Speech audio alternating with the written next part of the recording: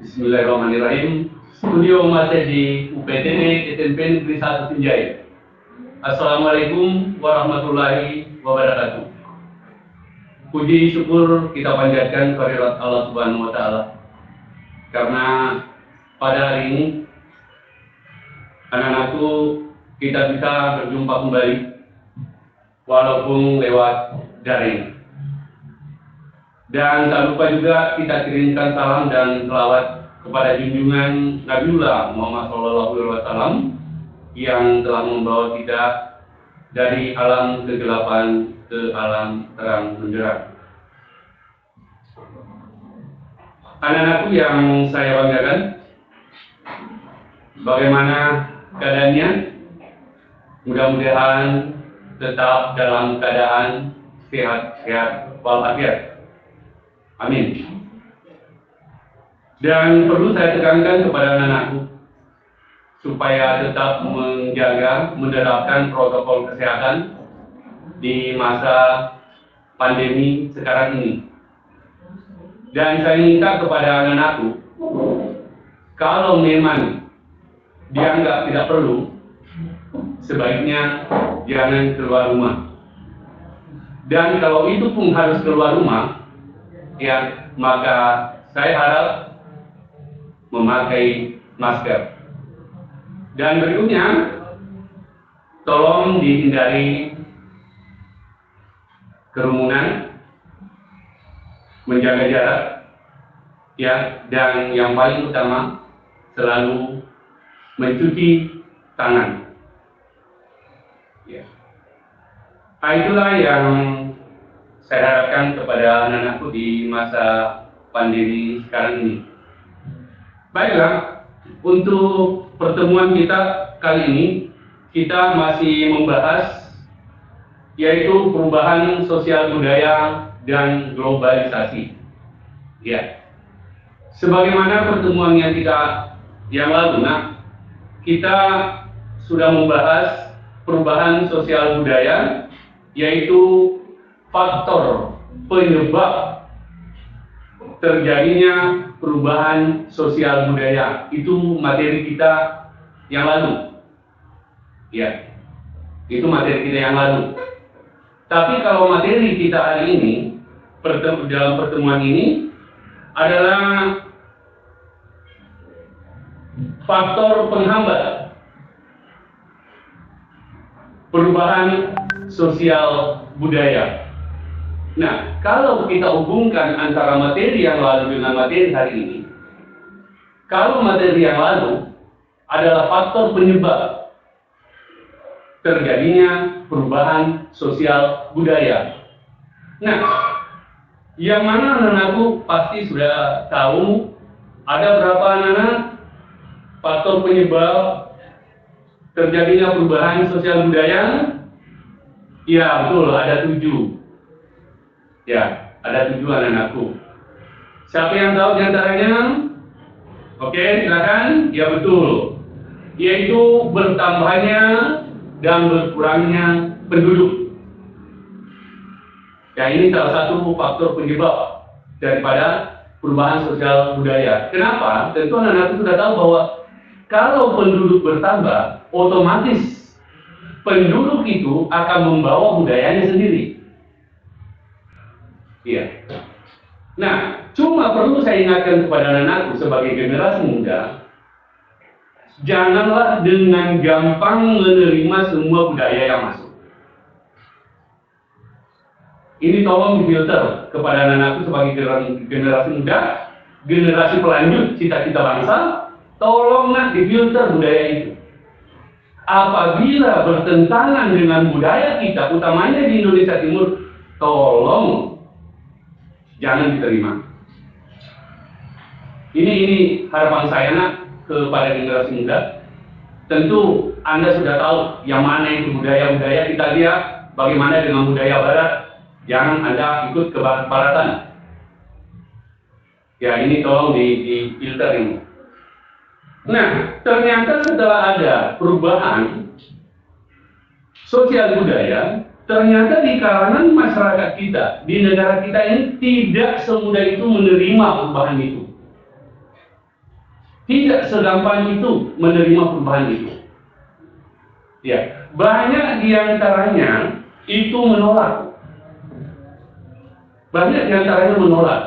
Mereka sama sekali tidak mau berubah. Inilah yang kita mau pelajari, inilah yang kita mau dapatkan, yang merupakan hambatan daripada perubahan sosial budaya itu. Nah, di antaranya, ya, kehidupan masyarakat terasing. Ini jelas sekali adalah merupakan hambatan. Kenapa? Yang masyarakat terasing ini jelas tinggal di pelosok, jauh dari jangkauan. Ya. Yang kedua, perkembangan ilmu pengetahuan yang terlambat. Ya, ini katakanlah di daerah yang terisolasi itu, ya, yang mana jarak tempuh ya sangat jauh, ya, letak geografis yang sangat tidak mendukung, itu jelas mereka tertinggal dari pendidikan. Yang ketiga, sikap masyarakat yang tradisional, ya, yang sama sekali ini tidak mau menerima istilah modern. Ya, dia tetap mempertahankan sifat-sifat tradisionalnya. Ya. Berikutnya, adanya prasangka terhadap hal-hal baru atau asing. Ini kita tidak bisa salahkan kepada masyarakat Indonesia. Kenapa? Ya, tentu anak-anakku sudah tahu bahwa bangsa Indonesia ini sebelum merdeka ada beberapa bangsa asing yang pernah berkuasa, menjajah. Ini maka bangsa Indonesia itu menjadi trauma. Iya, bangsa Indonesia menjadi trauma. Makanya itu tidak segampang itu yang menerima bentuk-bentuk perubahan baru. Ya. Yang kelima yaitu masalah adat istiadat atau kebiasaan. Ini masalah adat istiadat. Tentu anak-anakku sudah tahu semua bahwa ada daerah-daerah tertentu ya yang tetap memegang teguh adat istiadatnya. Ya, di sini tidak apa-apa saya berikan contoh, saya berikan penjelasan apa itu adat istiadat. Ya, adat istiadat adalah merupakan pola perilaku bagi anggota masyarakat yang dilakukan berulang-ulang untuk memenuhi kebutuhan pokok. Jadi kegiatan ini dilakukan secara berulang-ulang untuk memenuhi kebutuhan pokok. Nah, di sini di adat istiadat, masalah adat ini saya bisa ambil contoh. Ya, saya ambil contoh satu daerah yang berada di Kabupaten Bulukumba. Yang berada di Kabupaten Bulukumba, yaitu di sana ada dikenal istilah suku Kajang. Ya. Yang mana suku Kajang ini dia punya ciri tersendiri. Biar mereka berada di mana, orang pasti tahu. Kenapa? Karena ada ciri khususnya, yaitu selalu berpakaian hitam-hitam dan tidak menggunakan alas kaki. Nah, inilah adat mereka yang susah kita ubah. Ya. Untuk perkembangan ke modernisasi dan selanjutnya itu susah sekali kita ubah, karena memang dia sudah berpegang teguh. Ya, malah di sana itu di daerah Matoa, ya di Kajang, ya itu ada salah satu hutan di sana, namanya hutan keranjang. Ada hutan keranjang. Ya, kalau di sana ada yang mengambil ranting, ada yang patah rantingnya itu salah satu pohon di sana, ya itu akan dihukum secara adat. Jadi tidak, kalau orang masuk di sana itu tidak sembarang, ya harus lepas alas kaki siapapun juga orangnya, ya tidak boleh bilang ini baru pakai sepatu, tidak diterima itu. Dan masuk di hutan itu rantingnya saja dipatah, itu pohon maka Anda akan dihukum sesuai dengan adat yang berlaku. Ini sudah ada di sana, dan tidak bisa kita tawar-tawar lagi. Ya, dan itulah sedikit contoh, dan saya harapkan kepada anak-anakku yang lainnya, yang 5 itu tolong dikasih penjelasan dan dikasih contoh masing-masing. Ya, itulah yang menjadi tugas kepada anak-anakku, yaitu ada 5. Saya ulangi kembali, yaitu kehidupan masyarakat terasing, perkembangan ilmu pengetahuan yang terlambat, sikap masyarakat tradisional,